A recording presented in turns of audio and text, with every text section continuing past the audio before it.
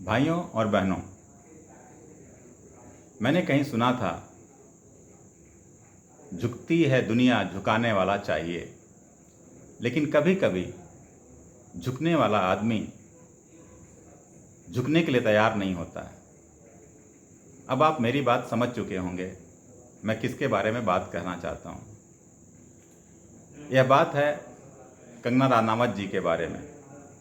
जैसा कि हम सभी लोग जानते हैं, फिल्म इंडस्ट्री से कंगना रनावत ने सुशांत सिंह राजपूत की मृत्यु के बारे में कई बार सवाल उठाए और कई कई बार उन्होंने अपनी बात रखने की कोशिश की, और इस संदर्भ में वह कई लोगों के निशाने पे आ गई।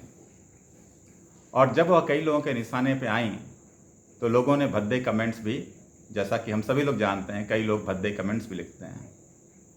इस बात की शुरुआत वहाँ से होती है जहाँ किसी ने भद्दा कमेंट किया उनके बारे में, और मुंबई के पुलिस कमिश्नर माननीय परमवीर सिंह जी ने उस कमेंट को लाइक कर दिया। तो उस बात पर जब उन्होंने लाइक देखा तो उस बात पर कंगना जी ने बोला कि ऐसा लगता है जैसे हमारा पुलिस डिपार्टमेंट भी ऐसे लोगों का साथ देता है जो गलत बातों में विश्वास करते हैं, और यह स्थान मुंबई ना होकर के मुझे पाक ऑक्युपाइड कश्मीर की तरह लगने लगा है। मैं उनके बयान को सही परिप्रेक्ष्य में अगर देखें तो मैं सही नहीं मानता हूँ।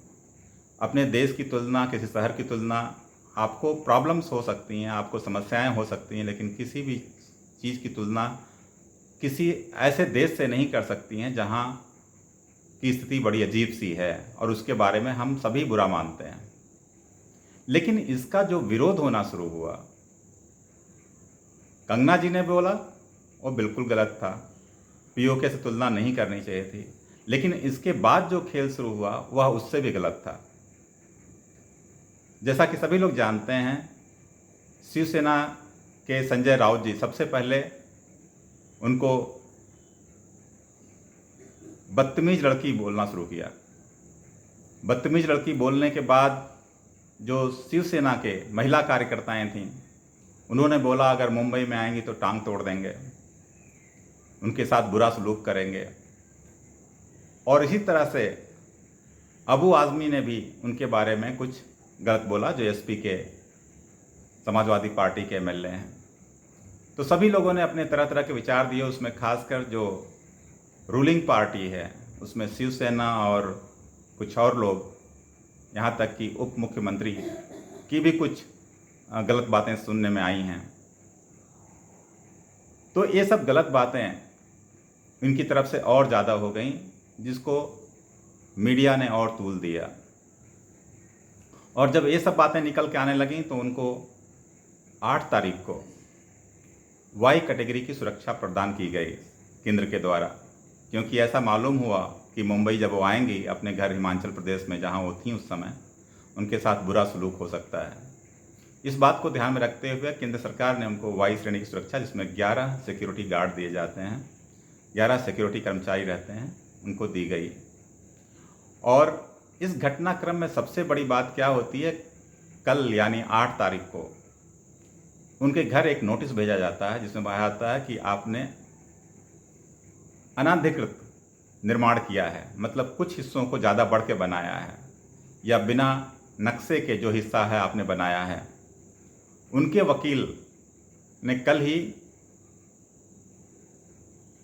बीएमसी को रिप्लाई भेज दिया, जो भी रिप्लाई भेजना था उनको भेज दिया।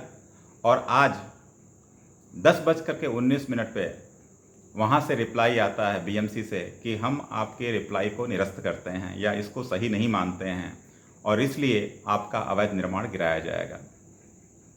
दोस्तों, मैं पहले ये कहना चाहता हूँ, कोरोना काल में पहले से ही हाई कोर्ट ने रोक लगा रखी है, मुंबई हाई कोर्ट ने रोक लगा रखी है कि 30 सितंबर के पहले किसी के घर, चाहे अवैध हों चाहे वैध हों, वो छुए नहीं जाएंगे। उनका कोई भी इस तरह का कार्य नहीं किया जा सकता है। दूसरी बात, कल नोटिस दे करके जब रिप्लाई जा चुका है 10:19 पे रिप्लाई आता है कि आपका जो आपने उत्तर दिया वो मान्य नहीं है और हम आपका घर गिराएंगे। और इसके पहले कि रिप्लाई आए 10:19 के पहले ही वहाँ बुलडोजर खड़े थे और उनके घर का अवैध निर्माण गिराया जाने लगा। दोस्तों, मैं ये कहना चाहता हूँ, कंगना का जो पीओके से कंपैरिजन करना सही नहीं था, लेकिन उसके बाद महाराष्ट्र सरकार ने जिस तरीके से काम किया है वह बहुत ज़्यादा अनुचित और किसी पर्सन के पीछे एक तरह से मैं बोलूँगा विक्टिमाइज़ करने का तरीका है। हमारे पास ढेर सारी समस्याएं हैं। हमारे पास अगर आप अवैध निर्माण ही गिराना चाहते हैं, मुंबई में ही जहाँ तक मुझे मालूम है 2.5 लाख से ऊपर अवैध निर्माण है, किसका गिराएंगे आप? और मुझे यहाँ तक मालूम चला है मातोश्री 2 का एक्सटेंशन जो बना हुआ है, मातोश्री बंगलों का जो एक्सटेंशन बना हुआ है वो भी अवैध ज़मीन में बना हुआ है, अवैध निर्माण है, वो किसका गिराएंगे? और कितने अभिनेताओं का, कितने लीडर्स का मकान जो बना हुआ है आप जाकर देख लीजिए, 90% लोग घर में आप ऐसे पाएंगे जो डिजाइन को डेविएट करके बनाए गए हैं, और आप उनके खिलाफ क्या एक्शन ले पाएंगे? हम लोगों को अगर जनता का देखें, जनता में रोष इसलिए बढ़ता जा रहा है, 68 दिन के अंदर सुशांत सिंह के अगेंस्ट में पुलिस FIR फाइल नहीं कर पाती है, लेकिन 68 घंटे के अंदर ही कंगना रनावत के ऊपर FIR लग जाता है, उनके घर गिरा दिए जाते हैं।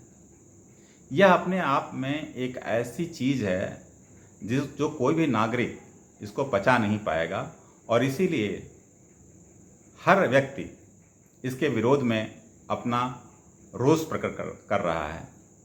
यह अपने आप में बहुत गलत चीज़ हो रही है। जैसे शासन नाम की कोई चीज़ ही नहीं है। अगर कंगना ने कोई बात गलत बोली, उनके खिलाफ FIR होना चाहिए, उनके खिलाफ जो एक्शन होने चाहिए वो होने चाहिए, उसमें कोई दो राय नहीं है। लेकिन पूरे राज्य की मशीनरी का इस तरह दुरुपयोग करते हुए किसी व्यक्ति विशेष के पीछे पड़ जाना किसी भी तरह से सही कार्य नहीं कहा सकता, यह बहुत कायराना लगता है।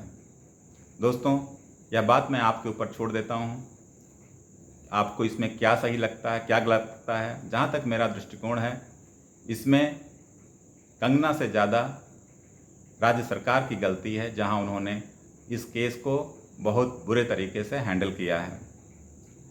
धन्यवाद। जय हिंद।